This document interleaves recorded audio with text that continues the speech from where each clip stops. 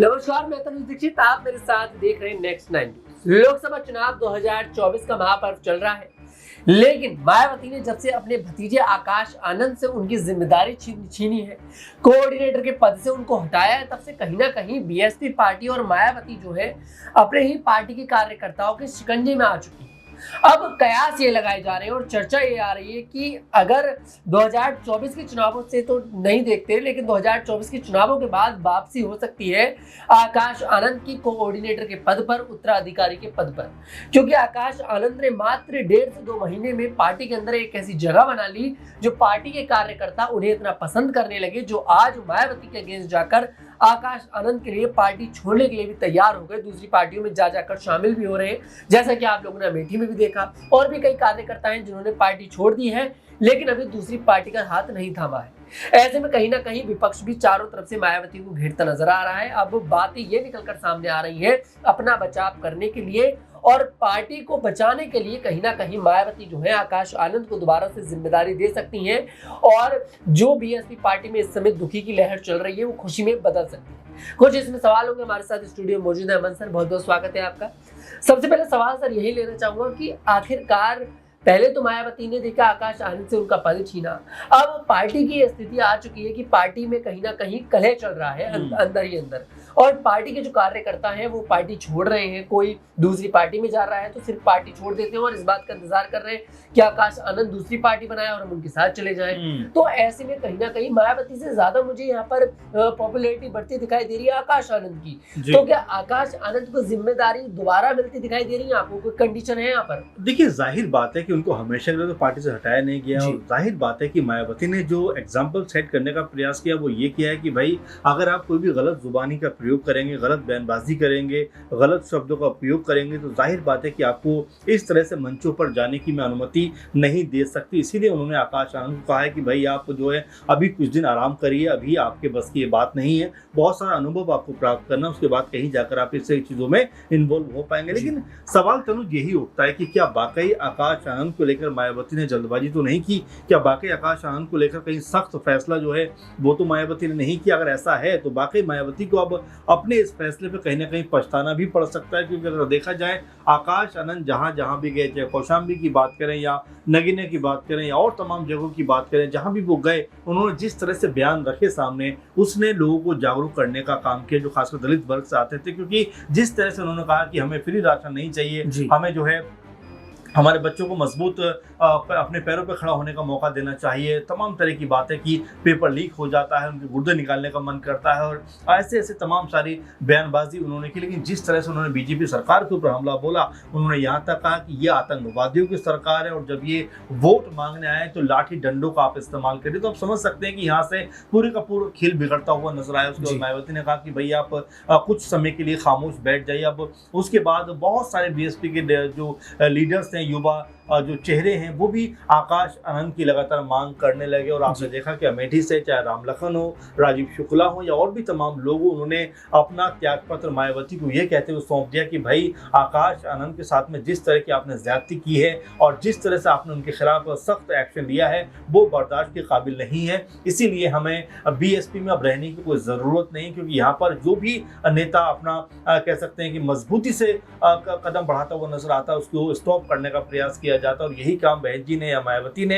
एक तरीके से अपनी भतीजी के साथ में किया है। तो यहाँ पर जो बीएसपी के लोग हैं वो भी खफा नजर आ रहे हैं। अब ऐसे में क्या मायावती को अपने फैसले पर एक बार फिर पुनर्विचार करना चाहिए? क्योंकि अभी तक 4 चरणों का चुनाव हो चुका है, 5वां चरण 20 तारीख को है, और उस तरह से अगर देखा जाए तो यहाँ पर अगर मायावती आकाश आनंद को तनुज दोबारा मौका देती है तो कम से कम जो बची हुई सीटें उसके ऊपर वो ताबड़तोड़ प्रचार प्रसार कर सकते हैं, और हो ना हो इससे बीजेपी को जरूर फायदा होता हुआ नजर आएगा। सर अगर बात यहाँ पर देखी जाए, मैं सिर्फ 2024 के चुनावों की नहीं कर रहा, मैं अब समझ रहा हूँ कि 2024 का चुनाव तो बीएसपी पार्टी के हाथ से निकल चुका है। हालांकि देखिए आकाश आनंद की तारीफ करी जाएगी, उन्होंने संभालने की कोशिश करी थी, तो कहीं ना कहीं मायावती पता नहीं किस बात से डर गई, जो आरोप उन पर लग रहे हैं शायद वो इन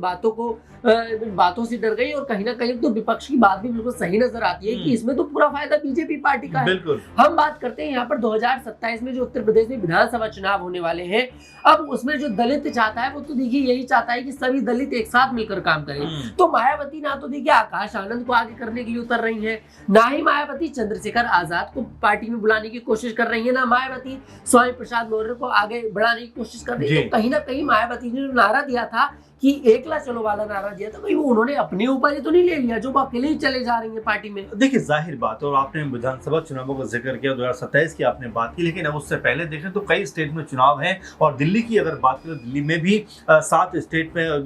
में 7 सीटों पर चुनाव है, उसमें 7 सीटों पर मायावती ने अपने प्रत्याशी उतारे। तो ऐसे में विधानसभा चुनाव में जरूर वो अपने प्रत्याशी यहाँ पर 70 सीटों पर उतारती हुई नजर आ सकती है, लेकिन उससे पहले उनको अपनी पार्टी को कहीं ना कहीं मजबूत करना पड़ेगा। जैसा आपने कहा भी कि आकाश आनंद के होने से कहीं ना कहीं पार्टी के अंदर चहल पहल मची हुई थी, पार्टी के अंदर कहीं ना कहीं जो कह सकते हैं ऊर्जा, एक एनर्जी कहीं ना कहीं दिखाई पड़ रही थी, लेकिन आकाश आनंद के जाने के बाद वो एनर्जी अप डाउन होती हुई नजर आ रही है। आप देखिए उत्तर प्रदेश में अभी भी 3 चरणों का चुनाव बाकी है। ऐसे में अगर आकाश आनंद की वापसी होती है तो कई तरह से वो विपक्षी दलों के ऊपर हमलावर हो सकते हैं, हावी हो सकते हैं, लेकिन मायावती ने जिस तरह से उनको पदों से हटाया और जिस तरह से उनके बोलने पर पाबंदी लगाई है, वो ये बताता है कि मायावती ने बहुत जल्दबाजी में फैसला किया है, जिससे नुकसान सिर्फ उनका ही होने वाला है। क्योंकि अगर आकाश आनंद यहाँ पर ताबड़तोड़ तरीके से अपना जो कह सकते हैं बयान रखते हुए नजर आते हैं, अपनी बातों को रखते हुए नजर आते हैं, तो यहाँ लोग भी उनके साथ जुड़ते हैं और लोग लगातार जुड़ भी रहे थे। तो ऐसे में ये कहना कोई गलत नहीं होगा कि मायावती को अगर अपनी पार्टी को मजबूत करना है तो बाकी उनको आकाश आनंद जैसे जोशीले युवाओं की जरूरत है, जो कह सकते हैं अपनी बातों को ताकतवर तरीके से सामने रख सके। क्योंकि अगर सिर्फ इसी की बात है तो नवनीत नारायण राणा ने किस तरह का बयान दिया और किस तरह की भाषा का प्रयोग किया, उनको तो बीजेपी ने सस्पेंड नहीं किया। ऐसे तमाम सारे बीजेपी के नेता हैं जो आए दिन इस तरह के बड़बोले बयान देते चले जाते हैं, लेकिन उसके ऊपर तो कोई एक्शन नहीं होता। तो ऐसे में मायावती ने क्या इस तरह का एक्शन लेके कहीं अपने ही पैरों पर कुल्हाड़ी तो नहीं मारी है? क्योंकि इलेक्शन के बीच में इस तरह का कह सकते हैं फैसला करना, मुझे ऐसा लगता है कि जल्दबाजी में किया गया और खुद अपना नुकसान करने वाला ये फैसला नजर आ रहा है। वाकई में यहाँ पर जो ये फैसला निकलकर जो सामने जब आया तो वाकई में सब लोग हैरान हो गए। जो बीएसपी पार्टी के जो लोग थे वो खुद इस फैसले से हैरान नजर आ रहे थे, और कहीं ना कहीं अब तो आकाश आनंद भी देखिए इस मामले में चुप नजर आ रहे हैं। हालांकि उन्होंने देखिए जब ये पूरी घटना घटी उसके 2 दिन बाद खुद ट्वीट कर जताने की तो कोशिश करी कि वो कहीं ना कहीं अपनी बुआ मायावती से नाराज नहीं है, लेकिन अब जिस तरह से वो शांत नजर आ रहे हैं, क्योंकि कहीं ना कहीं वो चुनावी जनसभाएं नहीं कर सकते, लेकिन ट्वीट के माध्यम से अपनी बात रख सकते हैं, सोशल मीडिया के माध्यम से अपनी बात रख सकते हैं। लेकिन आकाश आनंद इस दौरान भी शांत नजर आते हैं। ऐसे में ऐसा लगता है कि आकाश आनंद के मन में भी कुछ बड़ी बड़ी बातें चल रही हैं, क्योंकि आप लोगों ने देखा होगा बहुत सी जगह पर देखने को मिलता है, बहुत सी पार्टियों में देखने को मिलता है, जब 2 लोगों में तो परिवारों में बात नहीं बन पाती तो अलग पार्टी भी बना ली जाती है। और देखिए इस बात में कोई दोहराया नहीं है कि आकाश आनंद अगर नेता के रूप में आगे चलकर निकलते हैं तो एक अच्छे नेता के रूप में वो आगे तरक्की कर सकते हैं। क्योंकि युवा के तौर पर अब मैं सबसे ज्यादा युवा अगर किसी को देखूं नेताओं के रूप में तो आकाश आनंद कहीं ना कहीं सबसे ऊपर उनका नाम रखा जाता है। और आकाश आनंद सबसे बड़ी बात वो दलित है, तो दलित वोट साधने का वो काम करते हैं। खैर आपकी इस पर क्या प्रतिक्रिया है? क्या मायावती आकाश आनंद को फिर से जिम्मेदारी देने के लिए तैयार होती नजर आएंगी या फिर नहीं? कमेंट सेक्शन में जरूर बताइएगा। अगर आपको हमारा वीडियो पसंद आया हमारे वीडियो को लाइक करें, शेयर करें और हमारे चैनल को जरूर सब्सक्राइब करें।